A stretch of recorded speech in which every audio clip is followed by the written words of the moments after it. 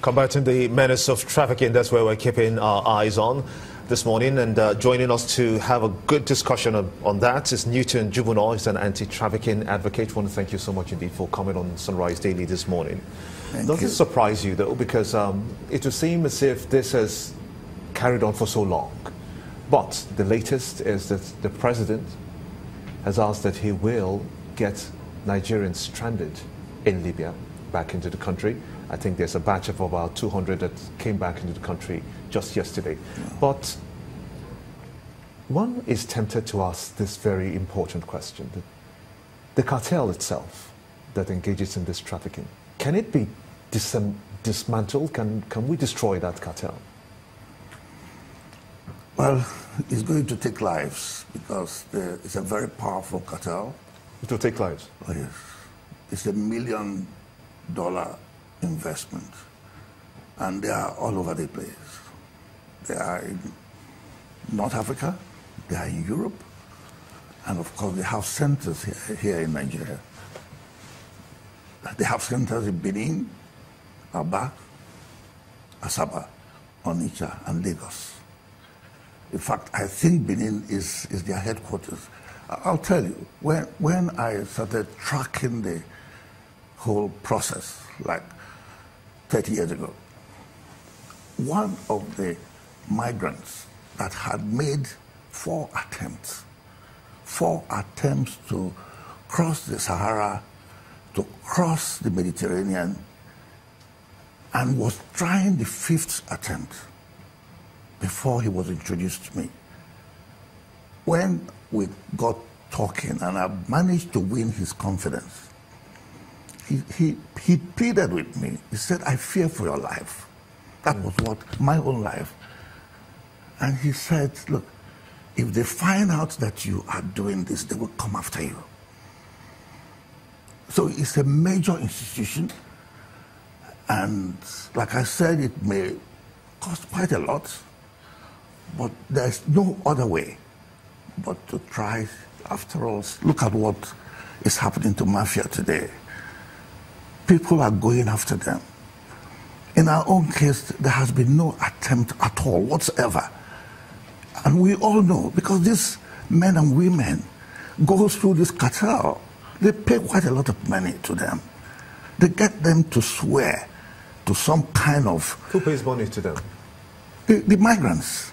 It used to be 250,000 naira when this whole thing started some 15, 20 years ago. Today, I hear it has gone up to 1 million naira. That is, these young men and women look for 1 million naira to pay to cartels, to get them documentation that they will use in going through all the African countries, across the Sahara, across the Mediterranean, to Europe. And in most cases, when they get into trouble, and that's why you have them in these detention camps, they abandon them. So to follow that process, to get to the cartel, is going to take quite a lot. And it's an illegal process? Oh, yes. How is it that, because there's always news of those dying in their attempts to cross the Mediterranean. Yes. Now, some people might say this question I'm about to ask is mundane, but how is it that more people still want to go? They still want to cross the desert. They still want to cross the Mediterranean. They don't care whether they will die or not. I'll tell you a personal encounter that I had crossing the Mediterranean with my car, with all my documentation. Fortunately, at that time, that was during my second expedition, people had gotten to know about me and what I was doing. CNN carried it. I had my car in the hull of the boat crossing the Mediterranean. And then I paid for a cabin because it was going to be an overnight crossing that was going to take about 12 hours. Unfortunately for me, unknown to me, I was going to share the cabin with somebody who was smoking continuously. And I couldn't take the cigarette anymore. So I decided to go to the deck of the boat. And there were a lot of migrants, 90% of them Nigerians, because I could, listen to their conversations. Then, halfway through the Mediterranean, a security agent came up to me and asked for my documentation. I brought out my papers and gave them. He said, please go back to your cabin, because that the boat was going to be raided. And that if that happens, they will push everybody straight into the sea. Did you say push? Push. Because if they arrest boats carrying illegal migrants, they will seize the boats.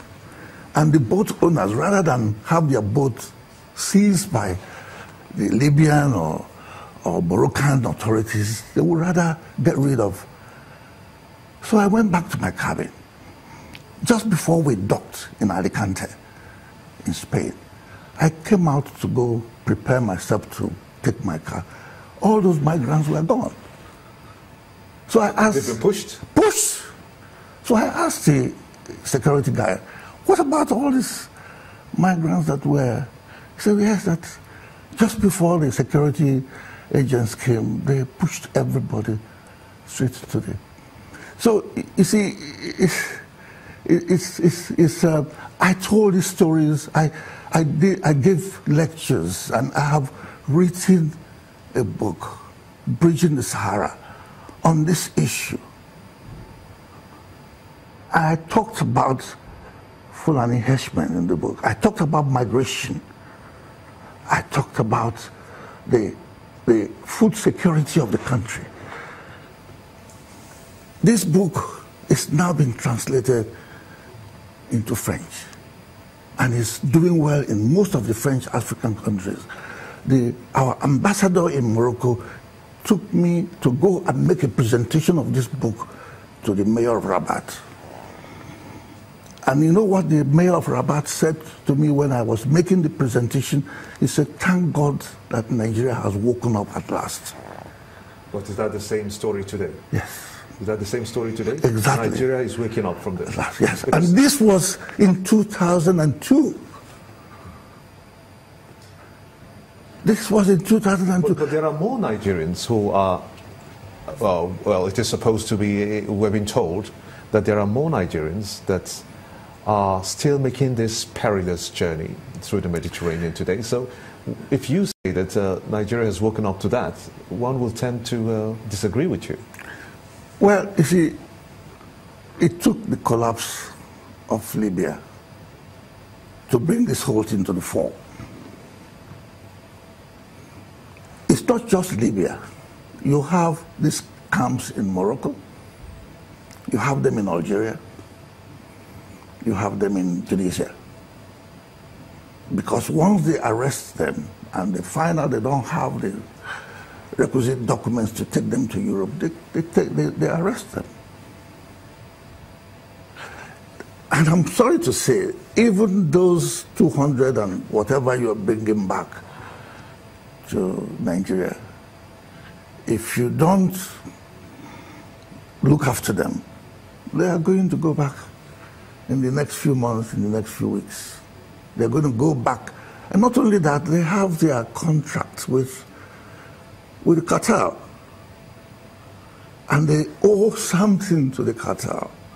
But I thought you can owe the cartel only if you are already there, not when you're in the process of going. From the beginning. That's where you go to. You go to the cartel to get you the documentation, to take you across the continent of Africa, across the Sahara, and then to Europe. That's the contract they enter into. And they know everything about your family. And they tell you that if you dare say anything to anybody, they will come after your family.